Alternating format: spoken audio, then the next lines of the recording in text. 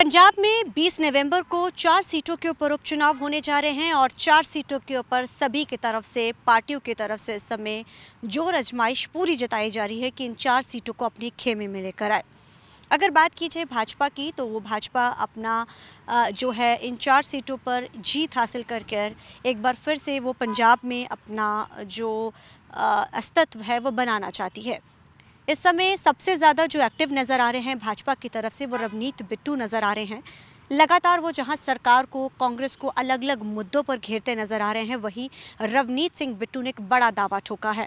उनकी तरफ से जिक्र किया गया था, हालांकि सवाल पूछा गया था उनसे कि क्या रवनीत बिट्टू 2027 में जो विधानसभा चुनाव होने जा रहे हैं कि मुख्यमंत्री का चेहरा भाजपा की तरफ से हो सकते हैं, उनकी तरफ से एक तरह की हामी भरी गई। हालांकि ये सवाल जो है कुछ मीडिया कर्मियों की तरफ से पूछा गया था, तो उन्होंने कहा कि 2027 में भाजपा की सरकार होगी पंजाब में।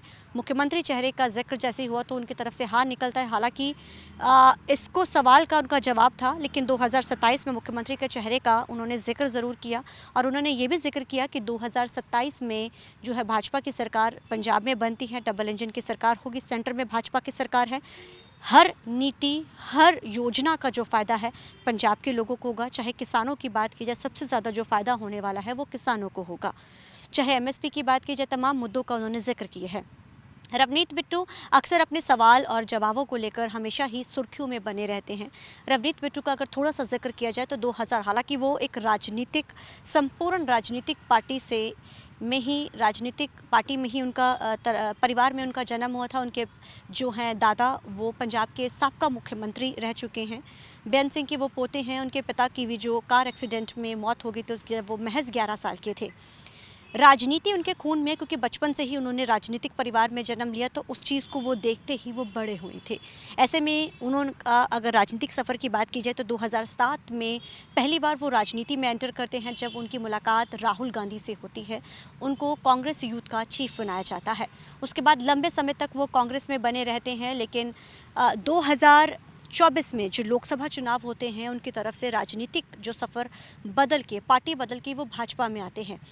कांग्रेस में वो जब तक रहे, जिन जिन ओहदों के ऊपर उन्होंने चुनाव लड़े, वो हर किस्म में उन्होंने जीत हासिल की लंबे अरसे तक, क्योंकि उनके जो दादा थे वो भी कांग्रेस के ही समय में, जब कांग्रेस की सरकार की थी पंजाब में, तब वो मुख्यमंत्री थे उस समय। हालांकि वो यहाँ पे एक बहुत बड़ा जो घटनाक्रम हुई थी, उस समय उनकी मौत हो गई थी बेअंत सिंह की, और उसके बाद से रवनीत सिंह बिट्टू लगातार कांग्रेस में एक्टिव रहे। लेकिन 2024 के लोकसभा चुनाव में वो कांग्रेस छोड़कर वो भाजपा में शामिल होते हैं, लेकिन वो हार जाते हैं अपनी ही सीट से, लुधियाना से, राजा वड़िंग से। लेकिन उसके बाद हारने के बावजूद भी सेंटर में उनकी एक बड़ी जिम्मेदारी जो है फूड प्रोसेसिंग महकमा, जो कि एक समय में हरसिमरत कौर बादल के पास होता था, जब भाजपा और अकाली दल की यहाँ पे गठबंधन की सरकार पंजाब में होती थी। सरकार थी उस समय, हरसिमरत कौर बादल को कैबिनेट रैंक जो है सेंटर में दिया जाता है और उस समय वो फूड प्रोसेसिंग मंत्री थे। लेकिन अब वही जो महकमा है वो रवनीत सिंह बिट्टू को दिया गया और रेल जो है राज्य मंत्री जो है उनको बनाया गया है। हार के बावजूद भी इतनी बड़ी जो औहदा उनको देने के बाद वो लगातार राजनीति में एक्टिव नज़र आ रहे हैं।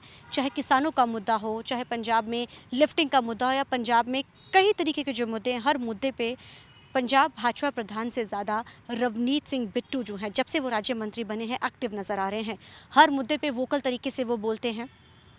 अब क्योंकि लोकसभा चुनाव हैं, इस समय वो गिद्धड़वा में लगातार चुनाव प्रचार में उतरे हुए हैं और उन्होंने साफ तौर पे कहा है कि जब तक मतदान नहीं होता वो गिद्धड़वा में मनप्रीत बादल के लिए चुनाव प्रचार करेंगे। वहाँ पे कांटे की टक्कर इसलिए भी है क्योंकि वहाँ पे जहाँ राजा वड़िंग के साथ वो 2 लोकसभा चुनाव में लुधियाना से हारे थे, उसी सीट पे अब गिद्धड़वा से लोकसभा जो सांसद हैं, उन्हीं की धर्मपत्नी जो अमृता वड़िंग है, वो इस समय गिद्धड़वा से चुनाव मैदान में हैं।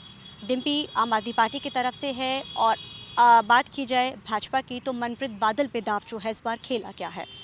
अब देखना बड़ा अहम रहेगा कि रवनीत बिट्टू जो लगातार इस समय दम ठोक रहे हैं लोकसभा चुनाव में, क्या वो इस सीट पे उनको जीत हासिल करा पाते हैं।